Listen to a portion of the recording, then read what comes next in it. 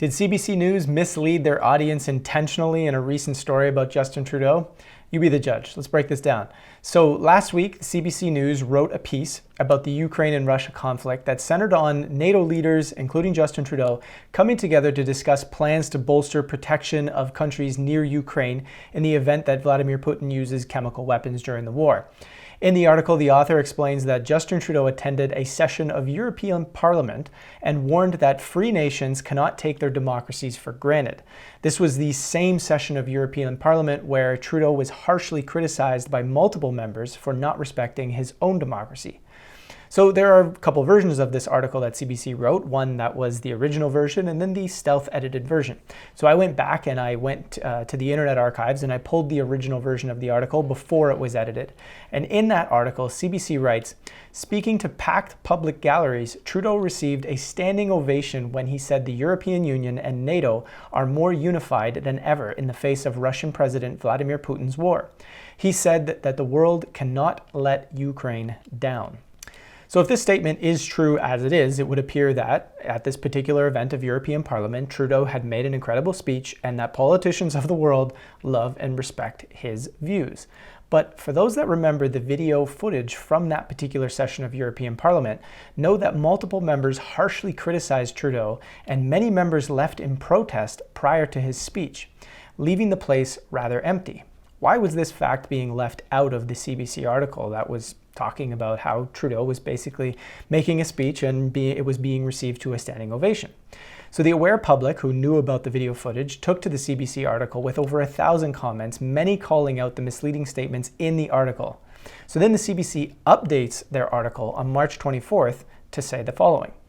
Speaking before half-empty benches and packed public galleries, Trudeau received a sustained ovation when he said the European Union and NATO are more united than ever in the face of Russian President Vladimir Putin's war. He said the world cannot let Ukraine down. So here's a closer look at what exactly changed in this article.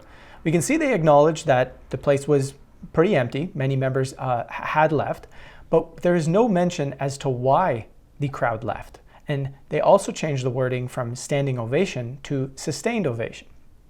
So the CBC does indicate here that the article was updated on March 24th, but they don't transparently tell readers what the update exactly was. Typically, if there are updates or corrections inside any particular piece where the facts change and become clearer, any journalist will tell you at the bottom of their article what has been updated, and you'll note a timestamp at the top of the article as to when they updated it. Things like typos or spelling mistakes won't be mentioned. This is not really something that they're going to update, but when facts change, you'll know. But in this case, the CBC didn't tell us that. So this is what is known as a stealth edit. It's an edit that's made without full admission as to what has changed and why. And the CBC claims in their own corrections and clarifications principles that when we make corrections and clarifications online, we should include on the story page an explanatory note to the audience. So this is something that they claim to do at CBC, but did not do in this case. How many other cases do they not do this for? So up to this point, CBC had not produced anything about the harsh criticisms Trudeau had faced while at the European Parliament. But by March 25th, they finally wrote a piece that discussed the backlash that he did face. And in the piece, they decided to attack the character of each of the MEPs who had called him out. And they, interestingly enough, downplayed the importance of the entire European Parliament altogether. The author writes in the piece, the public rebukes by a handful of far-right, populist, and anti-vaccine members of European Parliament claiming Trudeau violated civil rights in response to the protests that occupied Ottawa for almost a month went viral on social media. The article then spends multiple paragraphs building the sentiment that the European Parliament is not important, ending it off with, the institution rarely makes the news unless it takes some extraordinary political action, such as refusing to approve the EU budget, or unless its members make outlandish or controversial statements, almost suggesting that in this case we're hearing about European Parliament because of outlandish and controversial statements. The article did choose to further drive home the standing ovation piece once again though.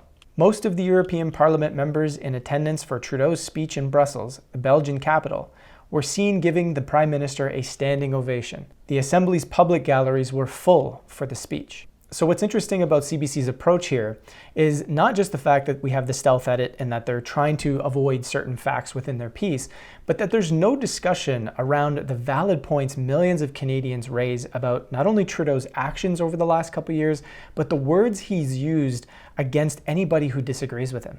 It's as if like everything is passed off as Trudeau is great and no one else's opinion or observations about him are valid.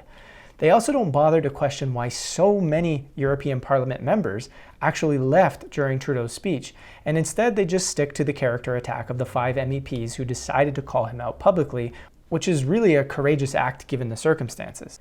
And of course, the CBC piece does focus on European Parliament being unimportant altogether, without questioning why would Trudeau bother making a speech there if it was unimportant to do so? Why would the CBC point out the standing ovation Trudeau received if the setting he was in was simply unimportant? Interestingly, CBC disabled comments on their piece covering the harsh criticisms Trudeau faced, perhaps after the many public comments calling out the misleading nature of their NATO piece that discussed his standing ovation to packed crowds. Maybe this time they wanted to have their say without any public sentiment to follow. After all, how many of us know that you can learn a lot from the comments on any given piece that's put out there? Now, I'm not making this piece because, the CBC made a small mistake and we should point out that small mistake. There's always going to be mistakes at any news outlet. But we can see in this particular case that the CBC does have a pretty strong intention and bias here.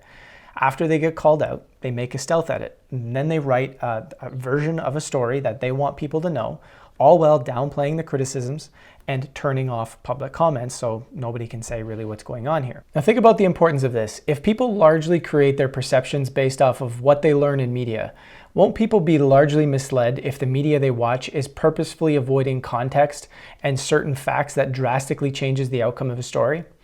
Now, of course, this can apply to both independent and mainstream media. It's not just mainstream media that does this, but it's typically only independent media that has harsh criticisms and measures thrown at it by governments, big tech, and fact checkers, all while mainstream media's mistakes are consistently passed off as acceptable, even when they are blatantly false and have wide-ranging impacts, like claiming the COVID lab leak theory was a conspiracy theory for well over a year. It was independent media who had that story right from the beginning and lost access to their audience, got penalized by places like Facebook and YouTube, lost access to revenue. All of the challenges that come from the mainstream media walking in lockstep with the government affect independent media in big ways, even when independent media was right about it the entire time. And for those saying that Trudeau gets protected by these outlets like CBC and CTV and Global News because of the $600 million media buyout that happened here in Canada, this story is a lot more complicated than that. Our team is currently investigating where exactly and how exactly a lot of this money is used, but from what we found so far, a lot of independent media outlets can have access to this $600 million, including the Epoch Times, who did receive money from the Canadian government. In fact, it was about $500,000. This bailout was actually meant for print media. So this idea that Trudeau bought the media with $600 million doesn't actually apply to CTV News or Global News or CBC, who are not print outlets and therefore probably did not receive any of these funds. However, the CBC is rather unique because they receive over $1 billion a year from the Canadian government to produce everything under the network's umbrella. So as always, I hope you enjoy this particular breakdown. Please subscribe and like this video. Also pass it off to a friend. This is how we grow. This is how we spread the type of work that we're doing here. And because we don't receive that government funding and we don't receive corporate funding, if you wish to support our work, consider becoming a member in the link below, because this is ultimately how we're going to stay alive doing this work. Thanks so much for watching. That's all.